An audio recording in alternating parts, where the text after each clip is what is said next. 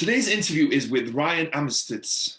Ryan is a kitchen designer, so it was interesting to hear his take on what goes into designing a kitchen, what people are looking for kitchens these days, and kind of some mistakes people make in terms of the flow of the kitchen, and yeah, what are kind of popular appliances, all that stuff that we don't always think about. And the interesting thing is that kitchens is one of the most important aspects of a home in terms of adding value. So really interesting interview today.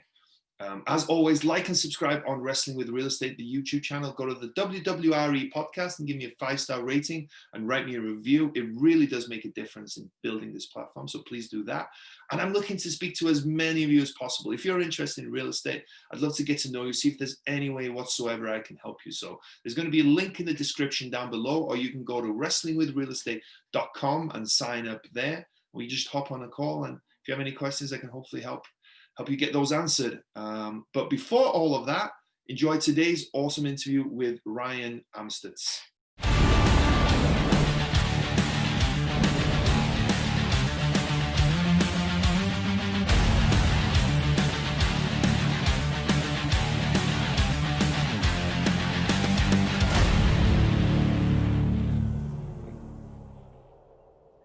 Hello and welcome to Wrestling with Real Estate, where we look to chokeslam all your real estate problems. I'm your host, former WWE wrestler and now Cirque du Soleil performer, and of course, multifamily real estate investor, Barri Griffiths. Now today we're joined by Ryan Amstutz.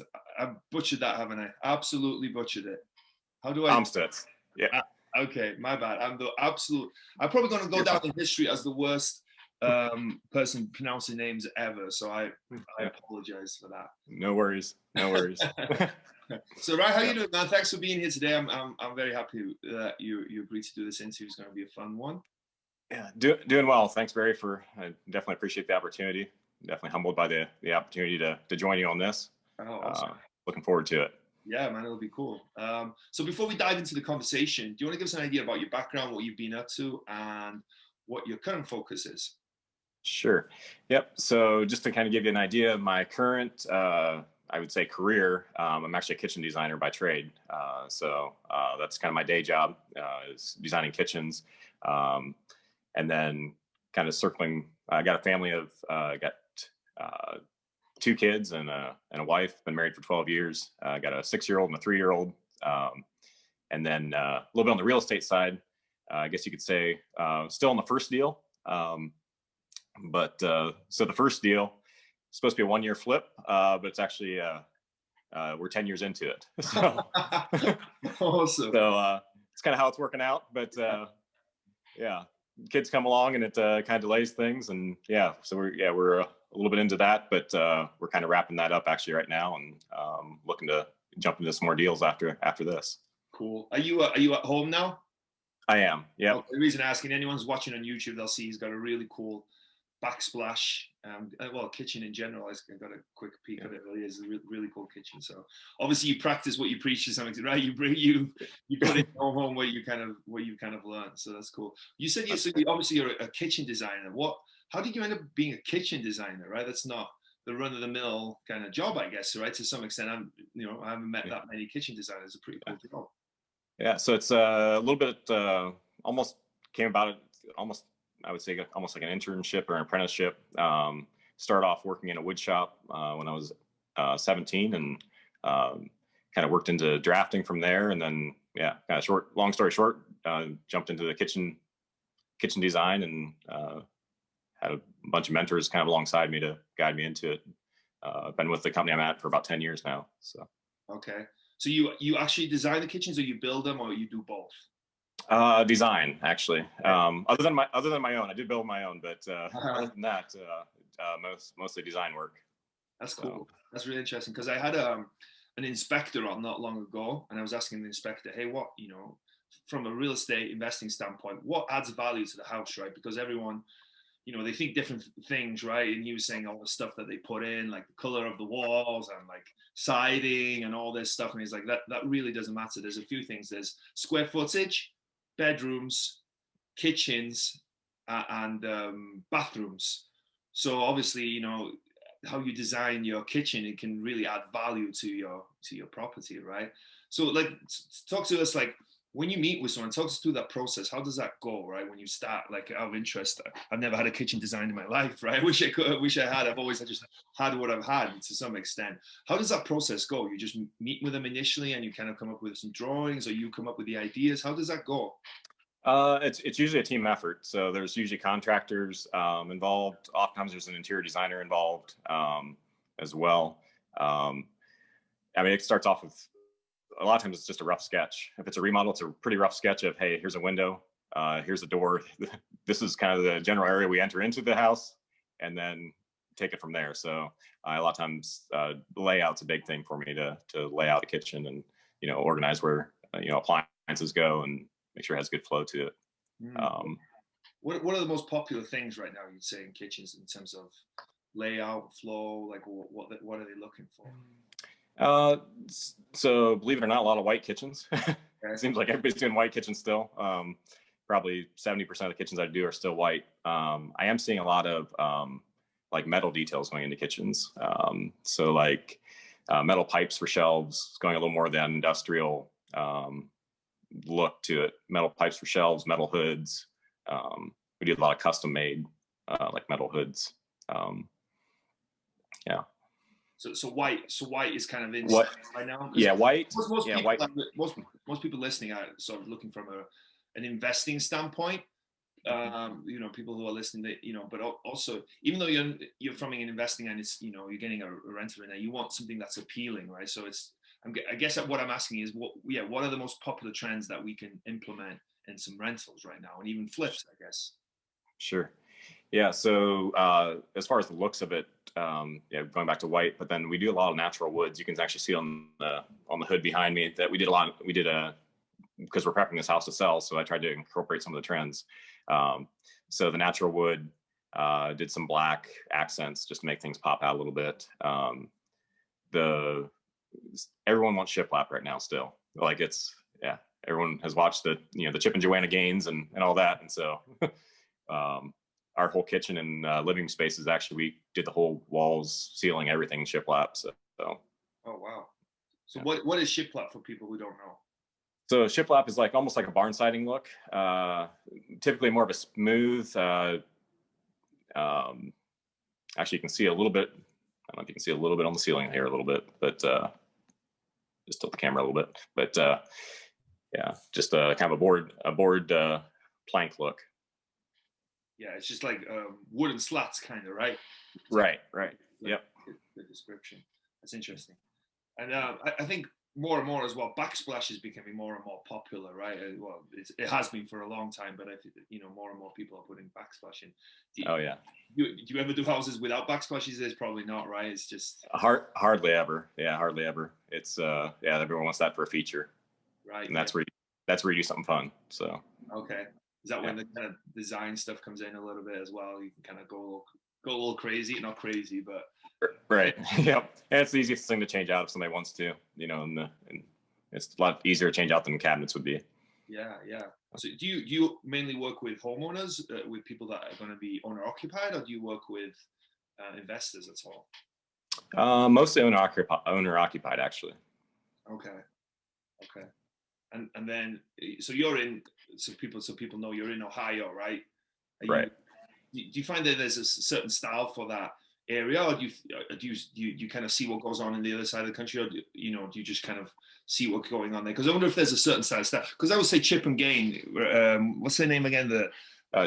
Chip and Joanna. And Joanna. Chip is like, they have a certain style for where they are, right? I would say, and it's not, here in Vegas, I don't think their style would be, because I live in Las Vegas, wouldn't be as popular. Do you think there's a certain style to where you're at? Yes, probably the simple shaker, as far as the kind of clean lines, simple shaker look, nothing too elaborate. Everyone's kind of toning it down. They're not doing a bunch of carved moldings and things like that, just keeping things simple, a little more streamlined looking. Okay.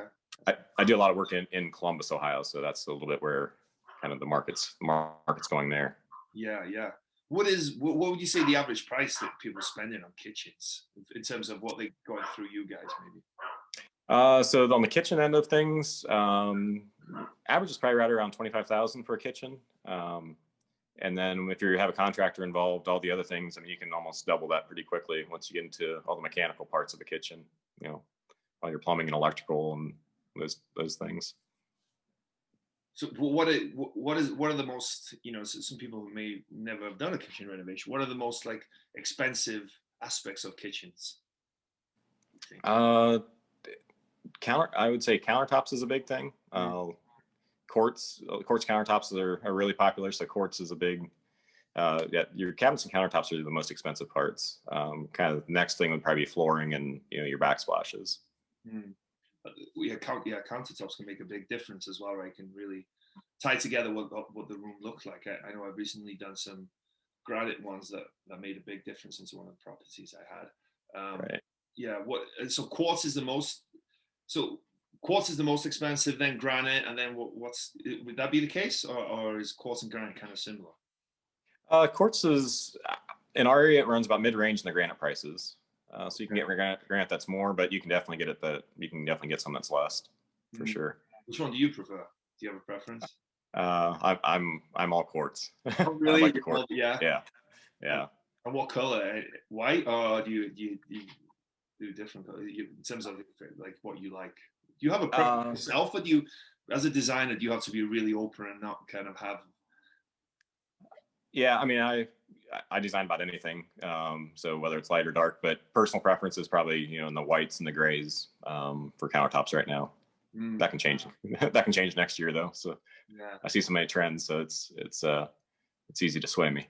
Yeah. If someone has a rental, right? What would you suggest they put in? Like, because you want something that's looks good, but that's cost effective and that's also durable, right? You know what I mean? You don't want something that's cost effective and looks good, but in the first 6 months it's in pieces because the tenants have banged it up. Yeah. I would say it depends on the area. If I'm doing it in Columbus, I'd probably do granite and then try to find some like remnant pieces for like bathrooms and things like that. You know, find some pieces, that leftover pieces for that.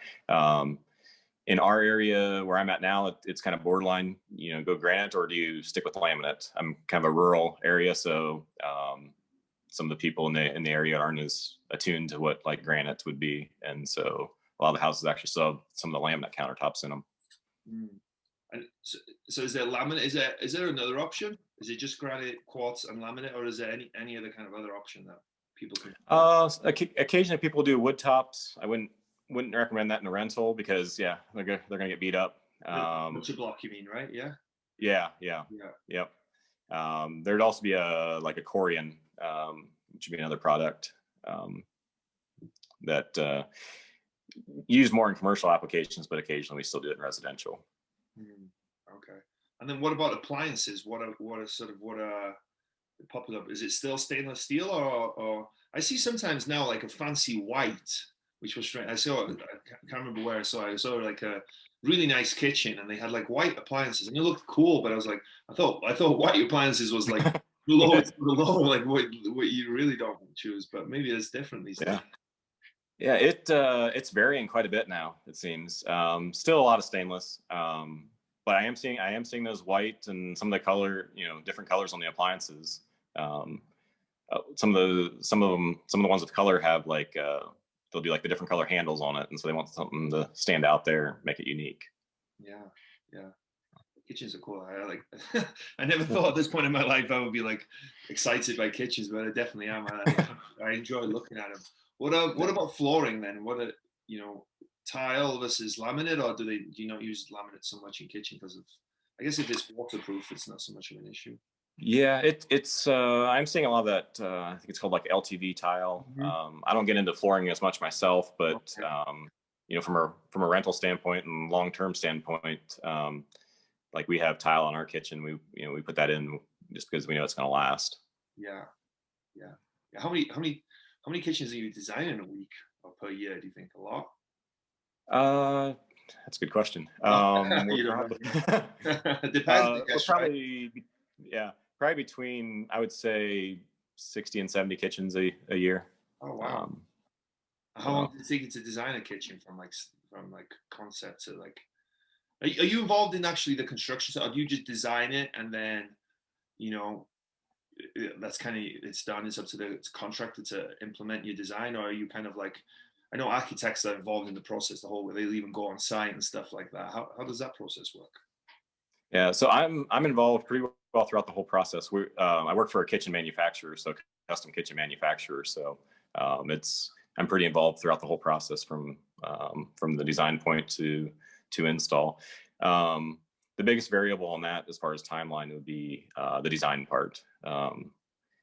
There's some kitchens you design in 2 weeks and you're done, and then I've got one I've been working on for the last 4 years. So. Yeah. So there's, it just depends on how urgent it is for the customer and how much time they want to put into it.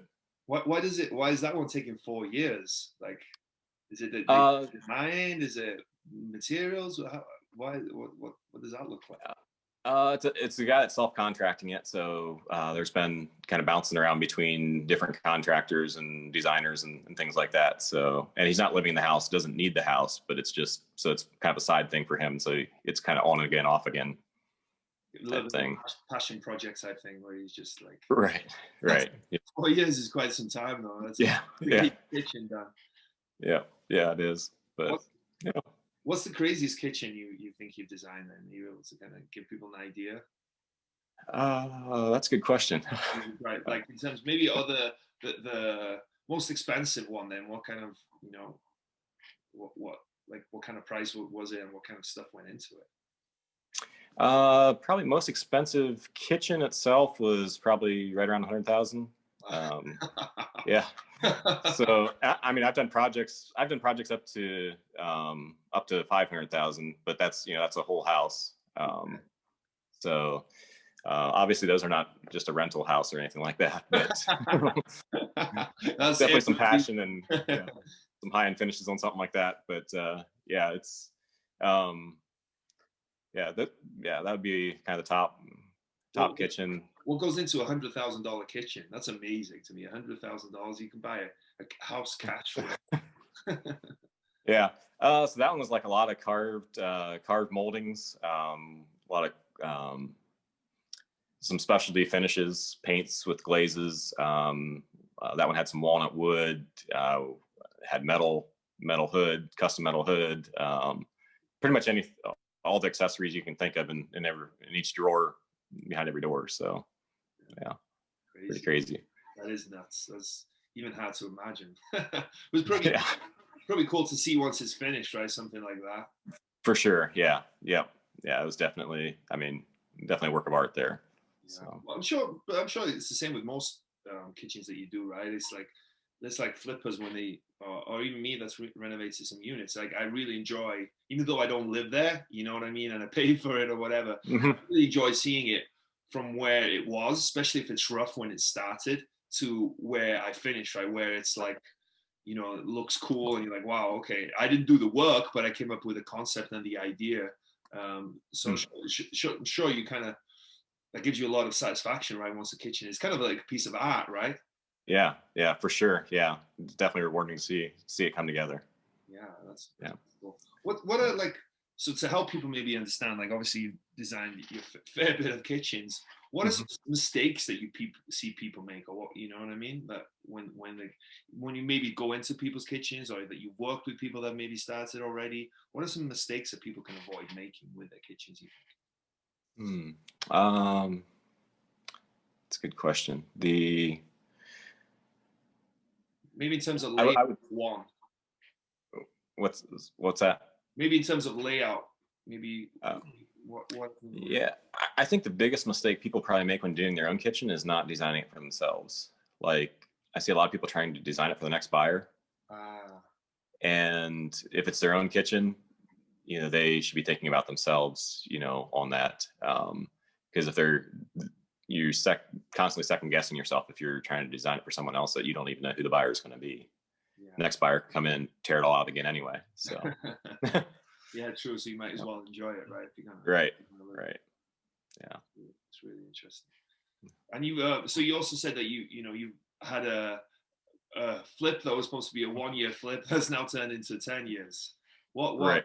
what's the story behind that? Or actually, maybe backtrack a little bit. So you decided you realized you wanted to do a flip, and you realized you wanted to sort of invest in real estate, right? What brought that on? Where did that come from?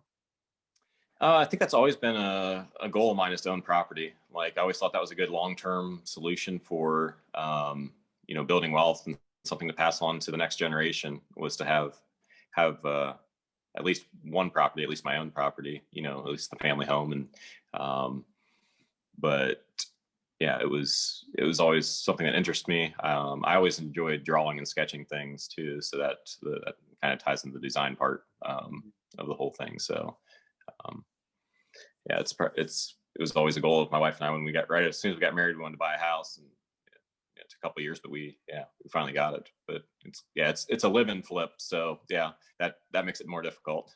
Is that kind of what the delay has been? Is kind of because obviously when you live in something, you don't want to be tearing down walls and you don't want to rip out the kitchen. Obviously you've done your kitchen, but you don't want to rip out the kitchen when you're living there, right? Because where you're going to eat and all that stuff. Is that kind of being where the delays come in?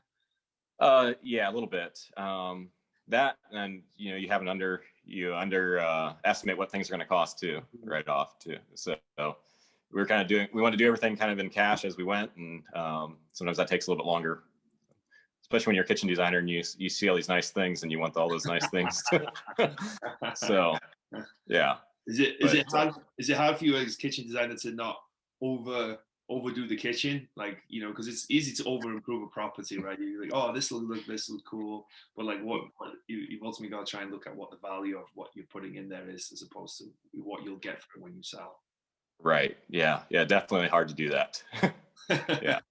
I'm sure you've got all these ideas, right, from other kitchens and all these things, so when you get to implement it in your own place, and it's kind of exciting.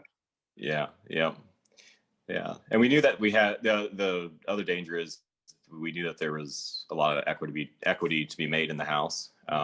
We bought it as a foreclosure. I mean, the plumbing and heating was all gone. All the copper was stripped out of the house, and so there was a little bit to kind of get it up and going. But so we knew there was a lot of equity in the house. So it's like, well, if we put a little bit more into this, it's still going to be we'll still make out on the on the other side, but needing to keep that equity gap as big as we can. I also have to keep that in mind. Yeah. So you guys bought in about 2010, 2009? 2011, actually. Okay. Yeah, coming. Yeah. So we're almost 10 years. So probably a pretty good time to buy, I'm guessing. It was. Yeah. That's really interesting. Yeah, it was definitely a good area. The house is, from what we bought it from, is probably almost tripled in value in those 10 years. So. Oh, wow. So are you guys thinking about selling it now? Or maybe the hard thing, I guess, when you live there in 10 years as well, you kind of get attached to the home as well, right? To some extent, right? It's your home. You kind of, you get emotional about it, I guess. Yeah. My wife's probably a little bit more like that than what I am. I still see it as the investment part, and she's, okay, we built these memories with our kids and everything.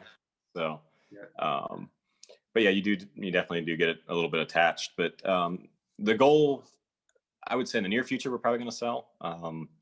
Right now, we're actually looking to pull equity out of it to start turning that into a couple of deals. Oh, nice.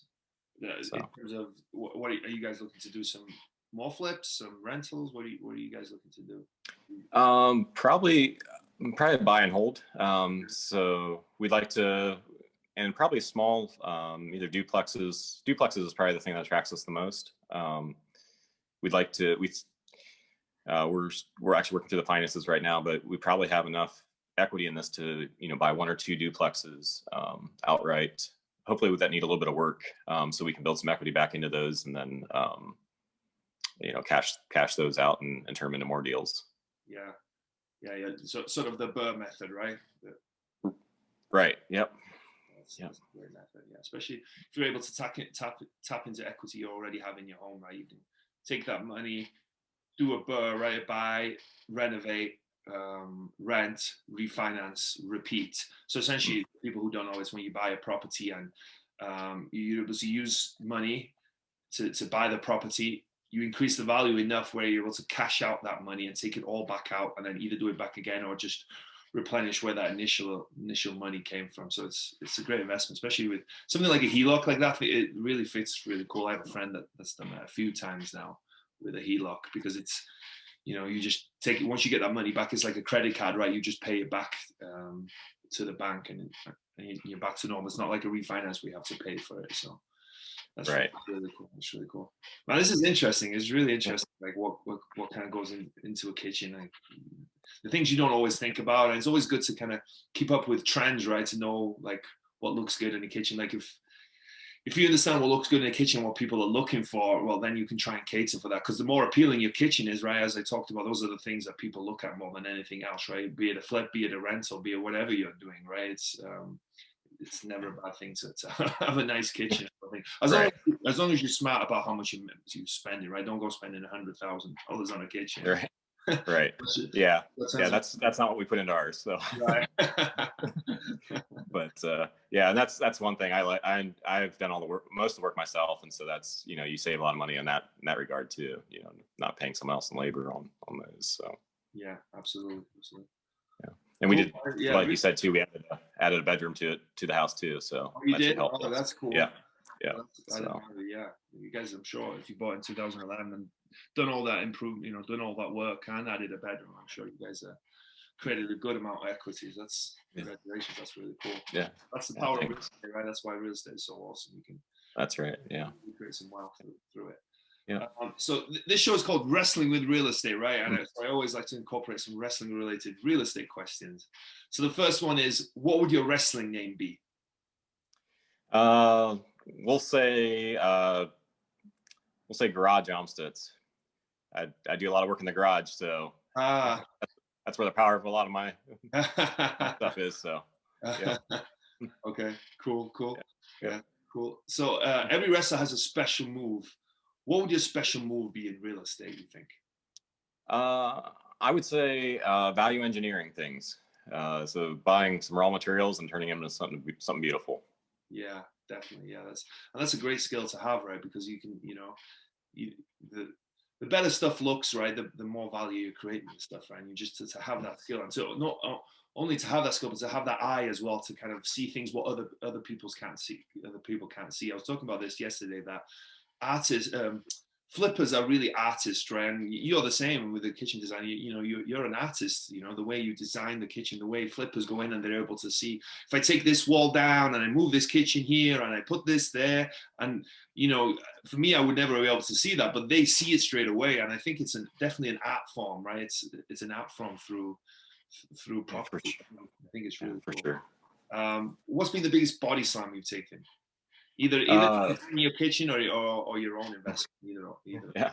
So the one thing, and this gets into kind of a personal story, but throughout this whole process, so about 3 years ago, we're working on the house and everything, and my son got really sick. So long story short, but we spent 4 months in the hospital with him. Ended up with a heart transplant at the end of it. Huge part of our story and kind of how things, how we've kind of, changed perspectives on that. But throughout the whole thing, we felt incredibly blessed throughout the whole thing. And just the community of people that gathered around us and everything. And it's been a crazy journey. Kind of helped us hit reset and look at the important things in life, for sure. So that's, but yeah, that's so him and my daughter. That's a big reason we're doing a lot of this real estate stuff. Is we want to create a legacy for them, moving forward. Yeah. Yeah, man. I can't even imagine, man, what that must have been like. I have a 15-month-old son, and just like, well, hopefully everything, he's doing well now, and luckily he's got great parents for you guys, and it's all perspective, right? We're all like investing in real estate and we're trying to create financial freedom and stuff like that. But ultimately, health is wealth, right? And just being healthy and spending time with people is just more important than anything, really, right? So yeah, and it's helped me not to be so selfish, through the time, and I could spend all my weekends and evenings, working on stuff on the house and everything, but try to incorporate him and the other, my daughter and stuff into the projects as well, and just do it as a family. And it's a lifestyle, it's not work. So yeah, absolutely. Yeah. Kids are amazing. Well, I'm glad he's doing good now that everything worked out. I'm sorry that you guys had to go through that. That's tough. So was there a moment that you were standing on the top rope getting ready to jump, but you were too scared? What was it and how did you overcome it? I would say probably buying this house. When we walked in and saw, electric or the plumbing and heating and everything stripped out of the house, it's like, yeah, we almost want, you almost want to back out of the contract at that point. But just taking the courage and doing that, and just knowing that, hey, you just take one small step at a time, one moment at a time. That's really been throughout our lives. It's just, hey, just take the next step. The next moment. If you can do the next moment, it's not going to be hard.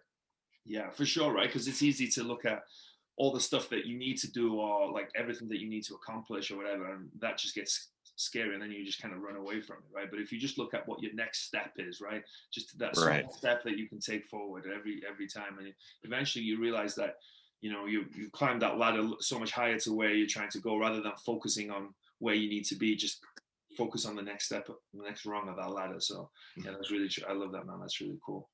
Well, Ryan, this has been awesome, man. It's been really interesting. Honestly, really interesting. I love talking to people. Like, we talk to investors about multifamily and wholesaling and flipping all the time, but to hear a different insight in terms of kitchens and what goes into designing a kitchen and what kind of looks good these days, what people like, what people should look out for is really cool. So before we go, if people want to find out more about you and your business and what you do, where can they find you and where can they reach out to you? So probably the easiest one is I'm on Instagram. It'd be Amstutz _ Ryan. And email is Ryan Amstutz 1@yahoo.com. I can spell Amstutz for you too. AMSTUTZ. So cool. I'll include the link in the description and the show notes so that people can reach out to you like that. Well, Ryan, thanks you so much, man. Have an awesome rest of the day. Enjoy your weekend. All right, thanks. I appreciate it.